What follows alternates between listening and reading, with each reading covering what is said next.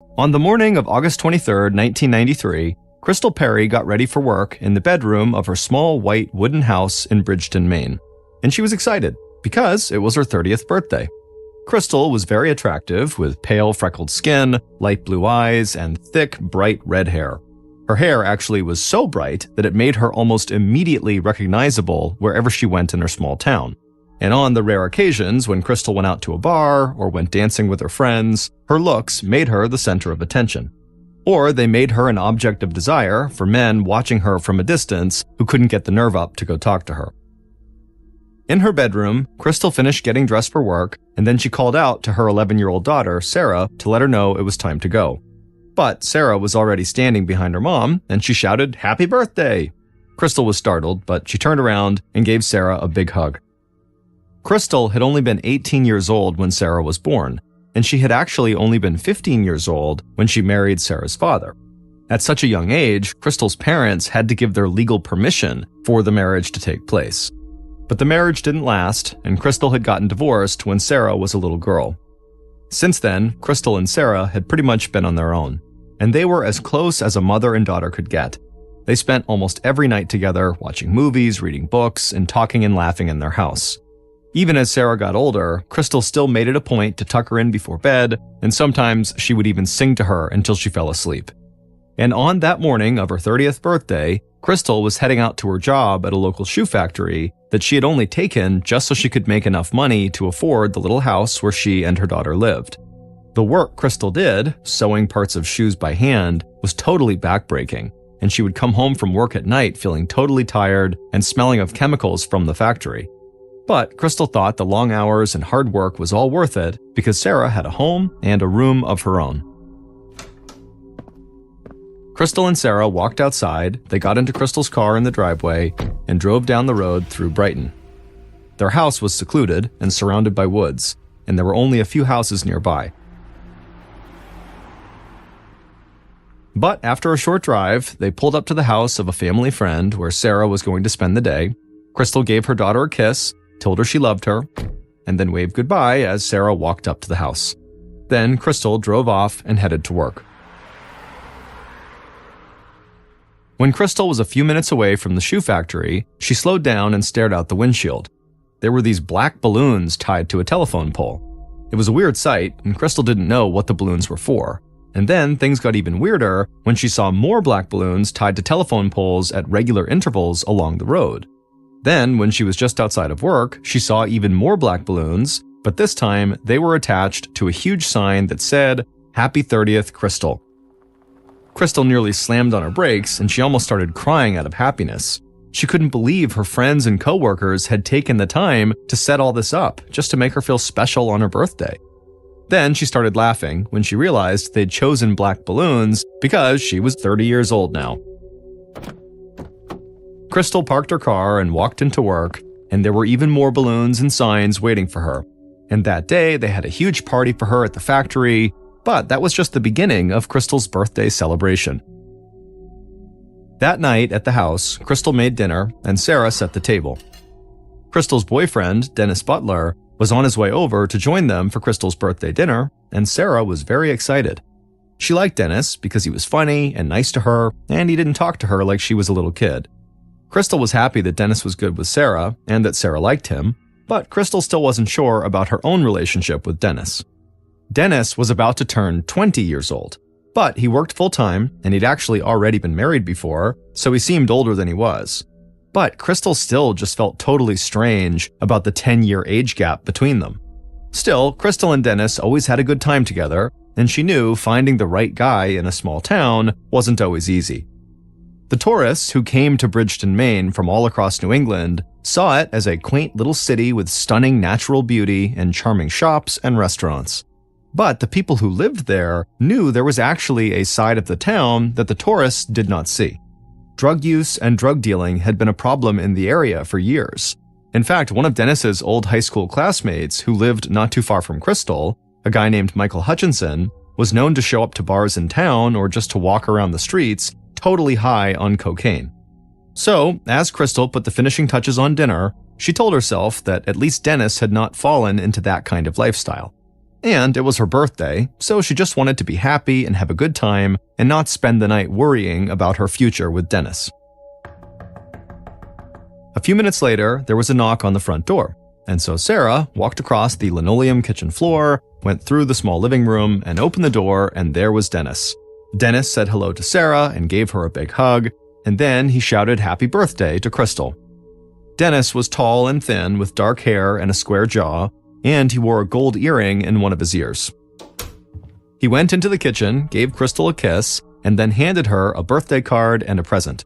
And a few minutes later, Crystal, Sarah, and Dennis sat down at the kitchen table and had dinner, and then they ate the birthday cake. After dinner and cake, Sarah helped her mom clear the dishes and put them in the sink. Then she handed her mom a small box with a bow on it. Crystal opened the present, and right away she got choked up. Sarah had gotten her this little pewter figurine of a warrior woman holding a sword, a perfect symbol of a single mother who fought as hard as she could to take care of her daughter. The three of them went into the living room and talked for a while. Then at some point, Sarah felt tired, so she got up, said goodnight to her mom and Dennis, and headed up to her bedroom. Crystal didn't tuck Sarah in that night because she stayed on the couch talking to Dennis. And so Sarah lay in bed thinking that Dennis and her mom might get married soon, and the thought of that made her happy. But as Sarah began to drift off to sleep, she began hearing yelling from the living room. And not long after that, Sarah heard the front door slam shut.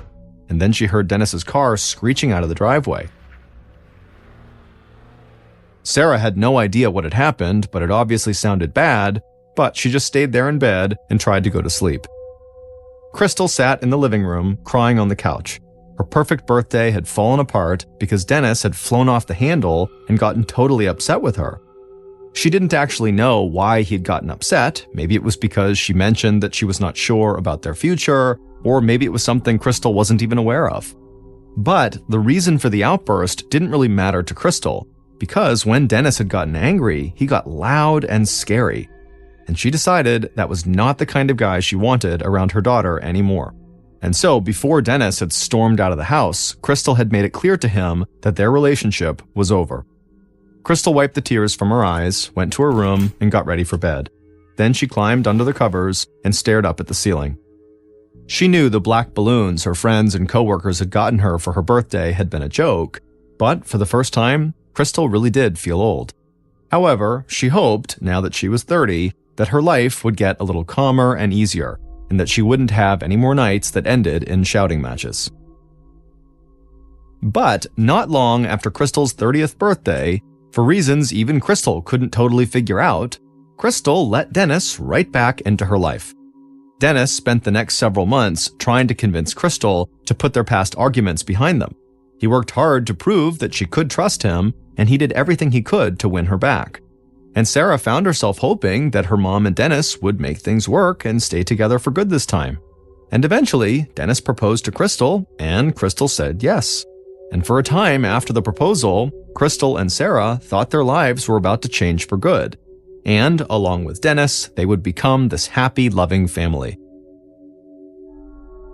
On the night of May 11th, 1994, so 9 months after Crystal's 30th birthday, Crystal sat at the foot of Sarah's bed. Sarah was 12 years old now, but she still liked talking to her mom every night before she went to sleep. And for the past few weeks, Sarah had felt like she was comforting Crystal more than Crystal was comforting her when they talked at night. Because even though Crystal and Dennis were still engaged, their relationship had taken a bad turn again. They had started getting on each other's nerves again, and there were lots of nights that Sarah fell asleep listening to the sound of them screaming at each other in the living room. And there were other nights when Dennis was not at the house that the phone would ring, Crystal would answer, and she would hear screaming on the other line, and so she would just hang up.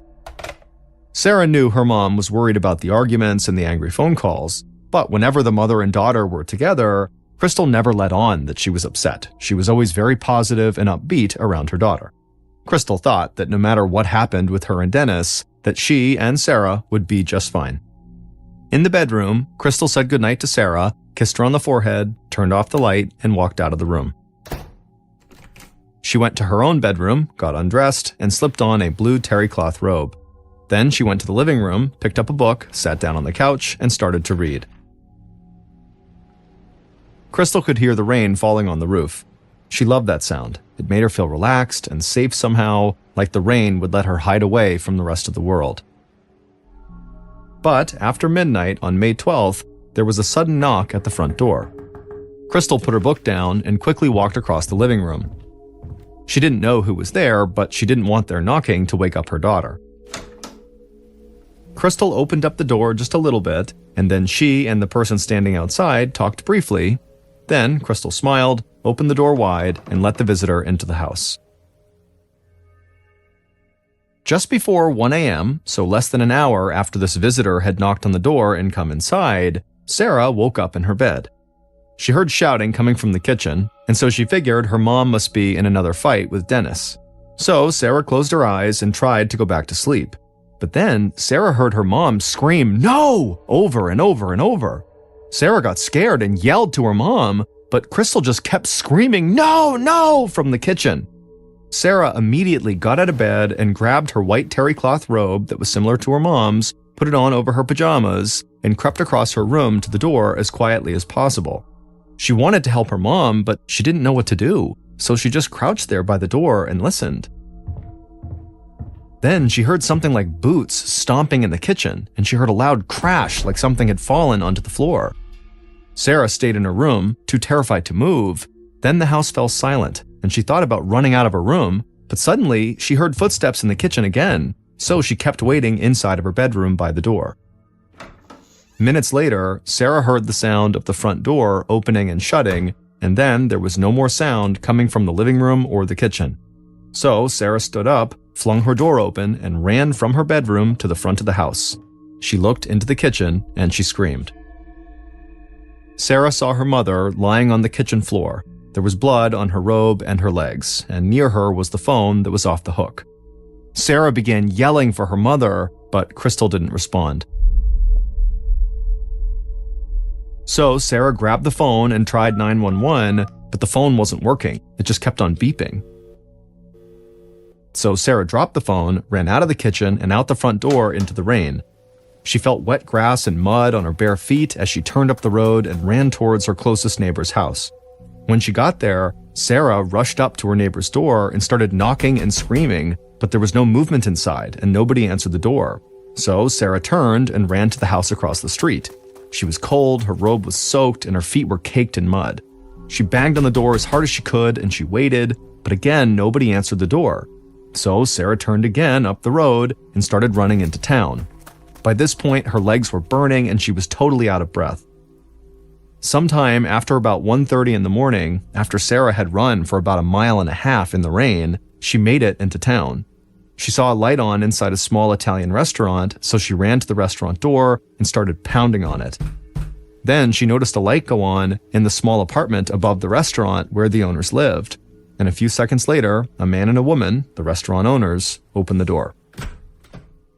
The woman looked totally shocked when she saw Sarah standing there in the rain covered in mud. The woman wrapped her arms around Sarah and brought her into the restaurant. The owners asked what was going on, and Sarah said her mother had just been attacked at their home. The man took Sarah's hand and led her to the phone, while the woman went back upstairs to get Sarah a blanket and dry clothes. The man dialed 911 and told the operator that he needed police assistance immediately and then handed the phone to Sarah. And then Sarah spoke as clearly as she could and told the operator that her mom was at her house and that she was hurt and that there was blood everywhere.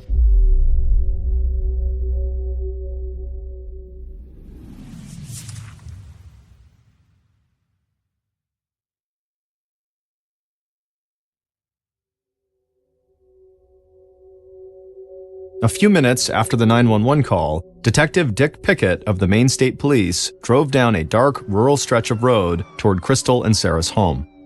The rain was still falling, and even with the moon shining, visibility wasn't great.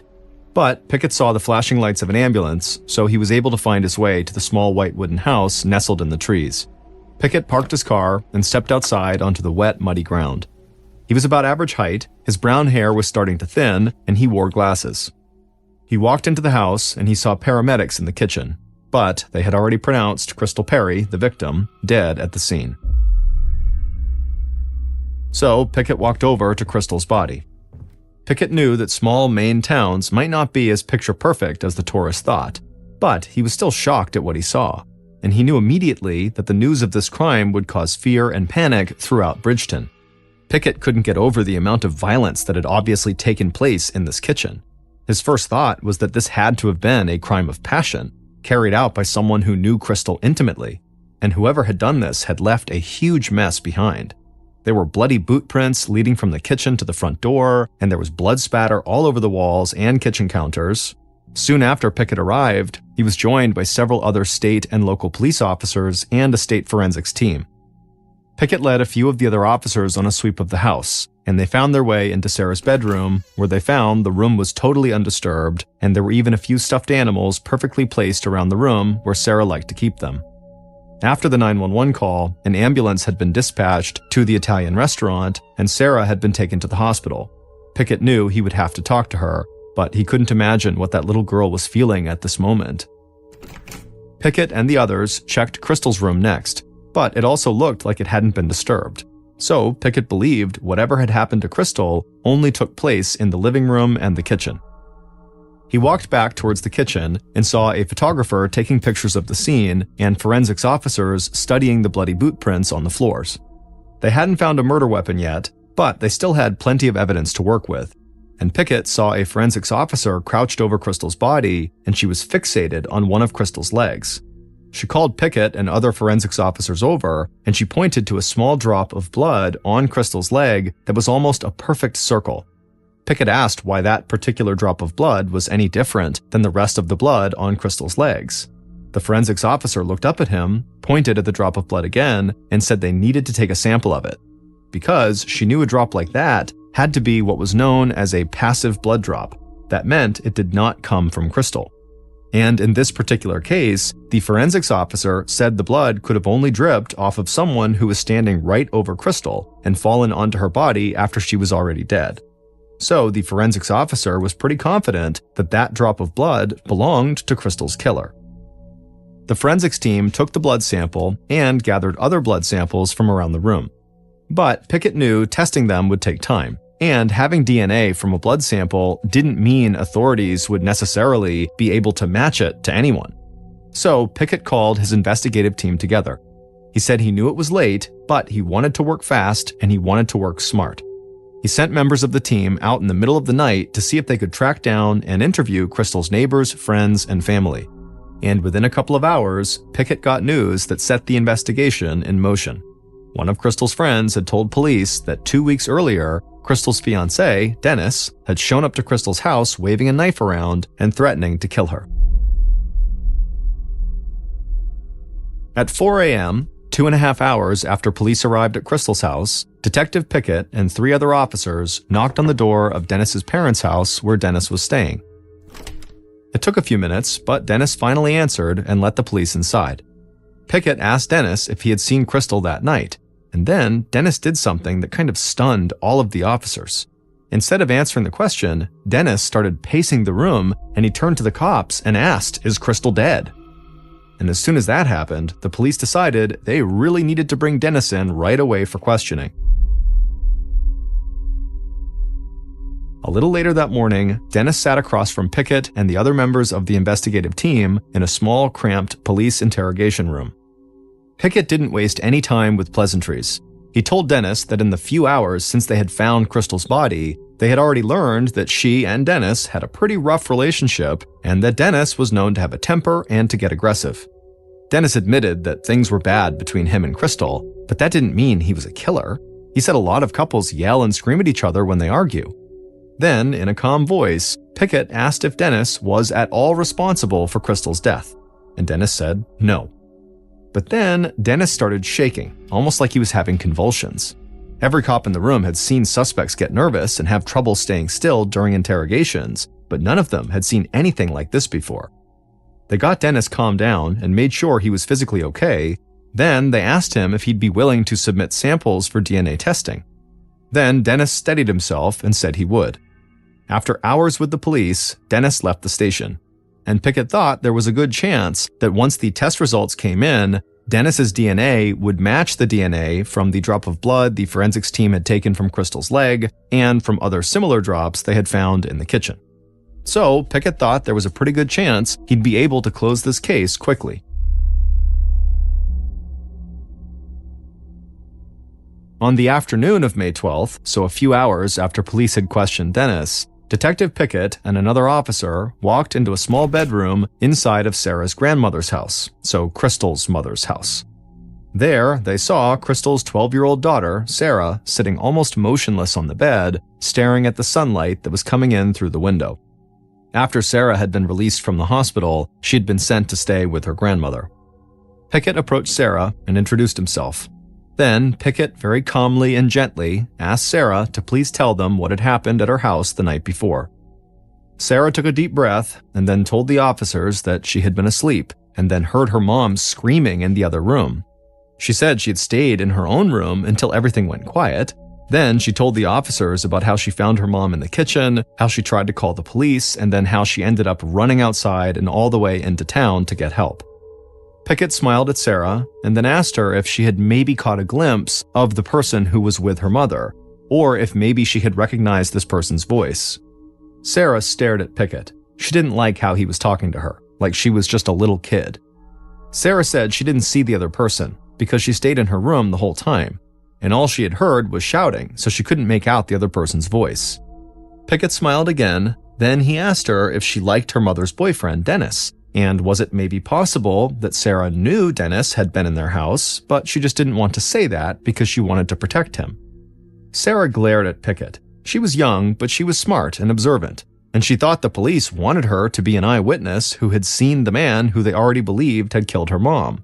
But Sarah said she really didn't know who else had been in the house. Pickett thanked Sarah for talking to them, and he and the other officer walked out of the room and headed outside. Pickett did believe Dennis was the most likely culprit, but police would have to wait weeks on DNA test results, and Pickett had no intention of excluding any other leads that might come up between now and those results coming in. Later that day, the investigative team met with more of Crystal's friends and coworkers, and most of them pointed the finger at Dennis too. They knew about his and Crystal's history, and they knew about Dennis's temper. But a few of her friends said there was another man police should look into, Crystal's ex-husband and Sarah's father, Tom Perry. So Pickett began digging into Tom's background right away. He discovered that Crystal had been after Tom to pay the monthly child support that he owed her because he was not giving her the money that the court had ordered him to pay after he and Crystal got divorced. Pickett figured if Crystal had been after Tom for money, that might have been a motive for Tom to attack her. But as Pickett learned about Tom, he started to think there might actually be an even more likely suspect than him. Because Pickett found out that Crystal had once filed a restraining order against one of Tom's girlfriends, Joanne Stager. And after speaking to one of Crystal's friends, Pickett learned that in the past few weeks, Joanne had been harassing Crystal. And it turned out that those angry, disturbing phone calls Crystal had been getting at the house were not coming from Dennis like Sarah thought. They had been coming from Joanne, and she had been threatening Crystal. 2 days after Crystal's murder, Detective Pickett and members of his team sat in the living room across from Crystal's ex-husband Tom and his girlfriend Joanne at the house the couple shared. The investigative team still considered Crystal's boyfriend Dennis their primary suspect, but with new information about Tom, and especially about his girlfriend Joanne, they had another promising lead. Pickett looked at the couple sitting on the couch. They were both in their 30s, and they were both tall and had dark hair. And Joanne couldn't seem to stay still for more than a few seconds at a time. Pickett asked Tom about his relationship with Crystal, and when he did, Pickett immediately saw a look of anger come across Joanne's face. But Tom would answer, and he would say that he barely ever talked to Crystal anymore, and he said he totally regretted this, but he didn't really play any meaningful role in his daughter, Sarah's life. After that, Pickett turned to Joanne and asked her about the restraining order Crystal had filed against her. Joanne kind of laughed, and then she told Pickett a story like she was performing on a stage. She said a couple years earlier she had seen Crystal's red hair from across the dance floor at a club, and she had seen men watching Crystal from all over the place like they always did.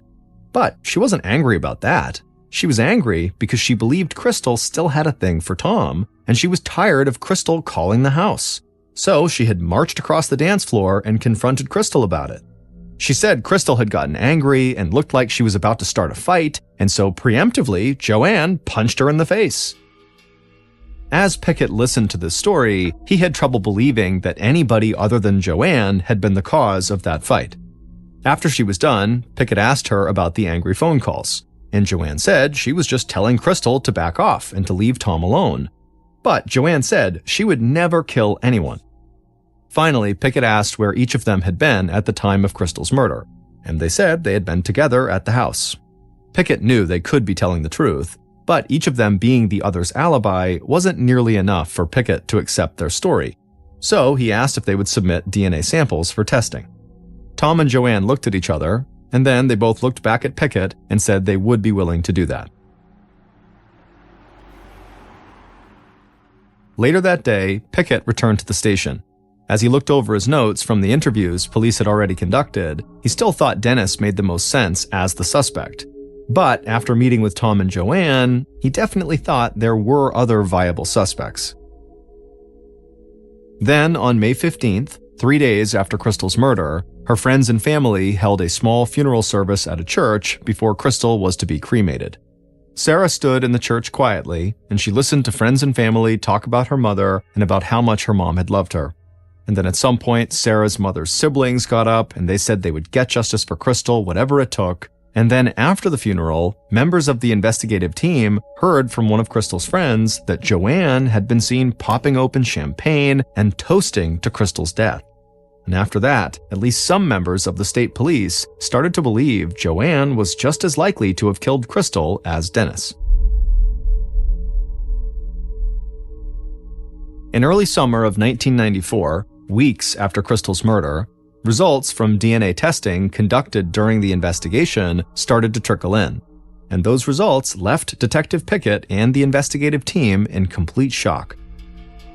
The DNA sample from the drop of blood taken from Crystal's leg and other samples taken from her body and around the crime scene did not match the DNA samples provided by Dennis, Tom, or Joanne. Investigators had become so convinced that one of those three people had killed Crystal that they had trouble accepting these DNA results. So they asked for the lab to run the tests again. But when they did, the results were the same. There was no match to any of the main suspects in the case. After that, the authorities ran the DNA test results through something called CODIS, which is a massive FBI database with DNA results from convicted offenders of violent crimes from across the country. And in 1994, the FBI had just started using CODIS to assist police investigations nationwide.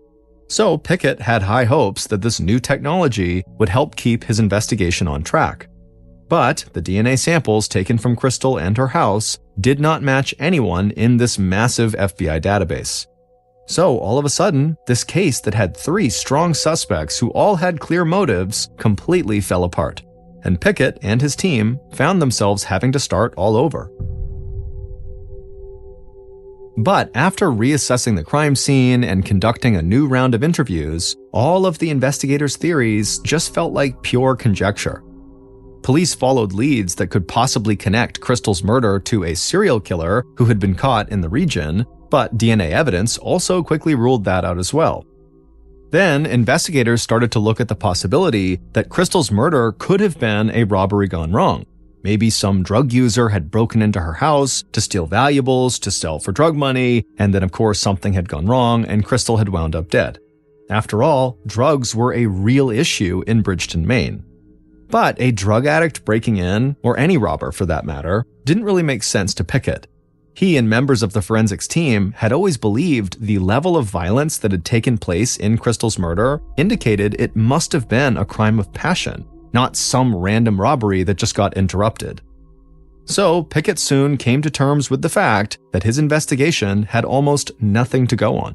And by the summer of 1995, a year after Crystal's murder, her case was just not a top priority anymore, and it started to go cold. And in May of 1996, 2 years after Crystal's murder, there was still no new information coming in. Crystal's siblings posted a $10,000 reward for anyone who could provide information that would lead to the arrest of the person who had killed their sister, but none of the people who then came forward were able to provide any useful evidence. So another year went by with almost nothing new on the case. Then, not long after that, Detective Pickett retired from the Maine State Police, and people in Bridgeton figured they would never know who had killed Crystal. By that time, Sarah had moved to Texas to live with family members there, and she was doing her best to try to live her life.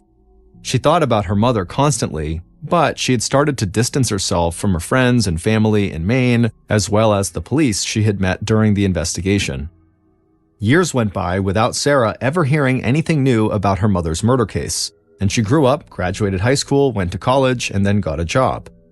The little 12-year-old girl who had found her mother murdered in the kitchen and who had run across town in the rain in the middle of the night to get help had now become an adult. And like almost everybody else, Sarah had eventually given up on ever knowing who had killed her mom. In April of 2006, almost 12 years after Crystal's murder, Detective Walter Gerzib of the Maine State Police was sitting in his office. Gerzib had been involved in the investigation into Crystal's murder when he was a young officer, and after Pickett retired, Gerzib had moved up the ranks, and he had remained one of the few investigators who continued to try to find new leads in Crystal's murder case. But that case had remained cold for over a decade. So Gerzib was not hopeful that he or anyone else would ever solve it. Gerzib's phone rang at his desk, so he answered it, and an FBI agent introduced themselves on the other line. And after the two had talked for a few minutes, Gerzib couldn't believe what he was hearing. The FBI agent told him a kidnapper had been caught and convicted in Maine. That kidnapper had submitted a DNA sample, and that sample had been run through the FBI database, and it had matched the blood samples that had been found on Crystal and in her house 12 years earlier. Gerzib hung up the phone in total shock. Soon after the call, Gerzib, other members of the Maine State Police, and FBI agents met with this kidnapper who was in custody. And after that meeting, Gerzib would make a phone call he had been waiting to make for years.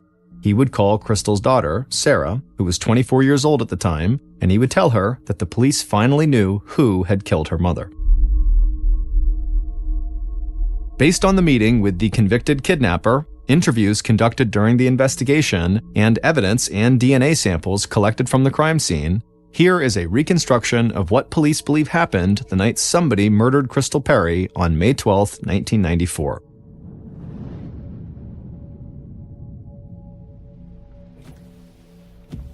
A little before 1 a.m., the killer listened to the sound of their windshield wipers going back and forth while they drove in the rain down a tree-lined road towards Crystal's house. The killer felt their hands tingling. They figured that feeling was the feeling of anticipation because they'd finally gotten up the guts to do something they had wanted to do for a long time.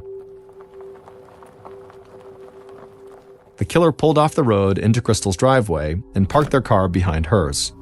They turned off the engine, took the keys out of the ignition, and then sat there just listening to the rain and staring at the house for a couple of minutes.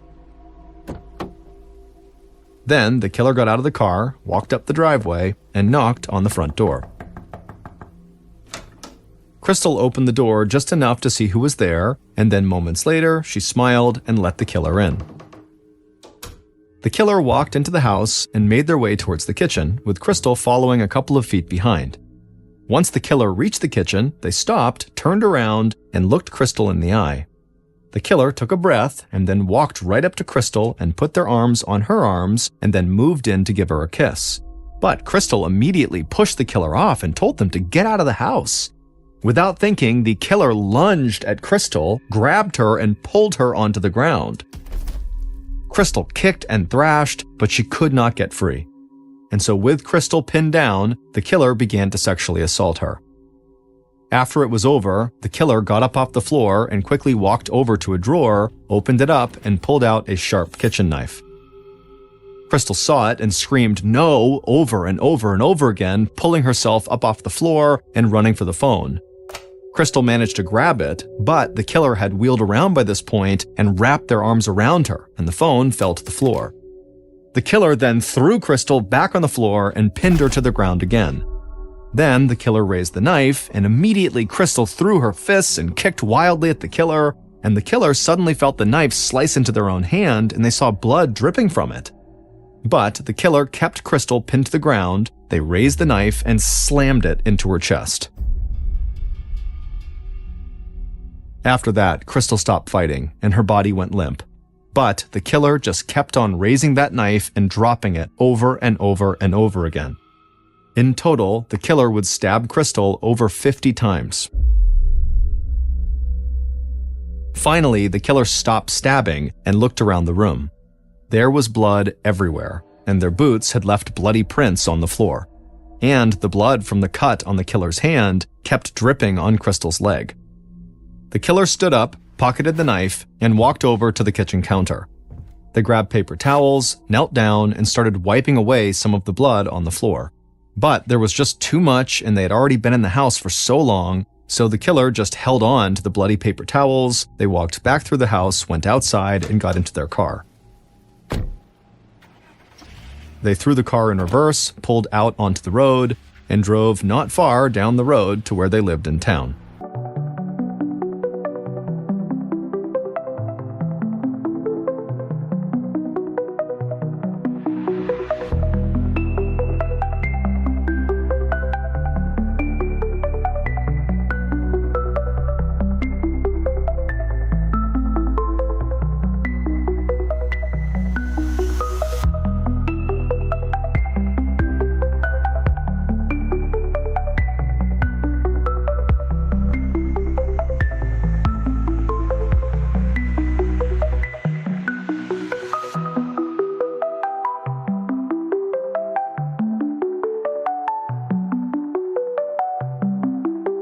Michael Hutchinson, the young man with the drug problem who walked around town all the time high on cocaine, who had gone to high school with Dennis, had murdered Crystal. Michael had never even come up in the investigation because there was really no connection between him and Crystal. It turned out that when Michael came to Crystal's house on the night of the murder, police believe he asked to use her phone because he said he was having car trouble. And Crystal most likely let Michael in because she recognized him as a local and because she was just a nice person. But some members of the police believe Michael was a bit more calculated, that he had probably been one of those men who checked out Crystal from a distance when she was in town or at a bar or on a dance floor. And Michael had wanted her. And so he had shown up to her house, possibly under the influence of alcohol and drugs, and tried to get her to sleep with him. And when Crystal rejected him, Michael went into a blind rage, and he sexually assaulted her and ultimately killed her. And Michael had basically gotten away with it and never even been suspected for years. But then Michael got busted for something totally separate, kidnapping, and he submitted DNA samples and the FBI database got a hit. Michael's new DNA samples matched the passive blood drops taken from Crystal's leg and from her house. Further tests also showed that Michael's semen matched the semen samples taken from Crystal's body. And finally, when investigators met with Michael, they saw a large scar on his hand from a cut that matched the type of knife that was used to kill Crystal. Michael was convicted of murder and sentenced to life in prison without parole. As of 2023, Sarah, Crystal's daughter, is a very successful author. She wrote a memoir about her life with her mother before the murder and her life after the murder. The book's dedication page simply reads, "For her."